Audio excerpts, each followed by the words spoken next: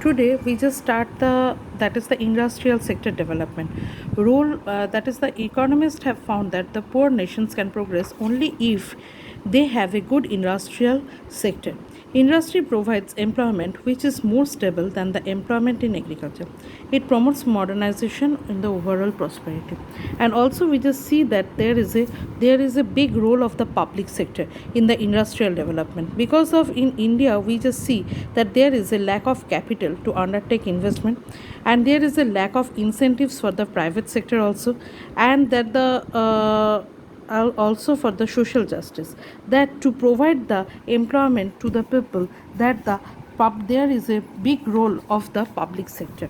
Okay, and there is a classification of the industries also, that there is a three categories of industries. The first category, it is the seven industries are there, like the atomic energy and the ammunitions and the oil railways, etc. And the second category, that it is that the private sector can join there, and the third category consists the remaining industry which is in the private sector. Only the private sector can operate. Okay, so and there is a mainly important thing is, that is, there is a licensing policy. Licensing policy means that is the private sector, through the system of license, the state control the private sector. No new industries was allowed unless the license was obtained from the government. Even an existing industry had to obtain a license for expanding output or for the diversification of the goods. Okay, and there is a small scale industries are also there. Small scale industries are there for, that is, the maximum investment is less there. For the small scale industry means that is the employment oriented or the labor intensive technologies are used there, and there is a also we just see that there is a capital deficit and labor is surplus there. Okay, and we just see that our trade policy at that time was the inward looking trade policy, or the inward looking trade policy shows that the import substitution, that there is a two ways that the trade is controlled. One is the tariff and one is the quota. Tariff means that is the tax on the imported goods, and quotas means quantity of goods which can be imported. It is restricted. Okay, so this strategy was adopted because of to save the foreign exchange and to achieve the self-reliance.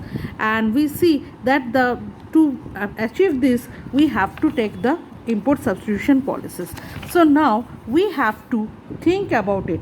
Now how to just in 1950 to 1990 we just see that there is a great development. Okay, great development occurred, but there is a failure of it, just like the we see that is there is a failure is in the case of the poverty, in the consisting price rise, problem of unemployment is also increases, and that there is a monopolies is that is there is a restriction over it, licensing policies over it, but there is a monopoly is also rises.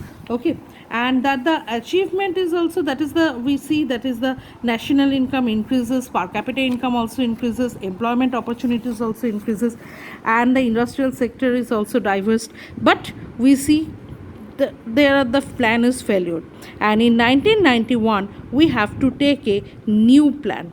We have to take a new plan or adopted a new plan. Okay, up to this it is the finishing of the second chapter. Okay, this first two chapters, it is included in your unit 1 syllabus.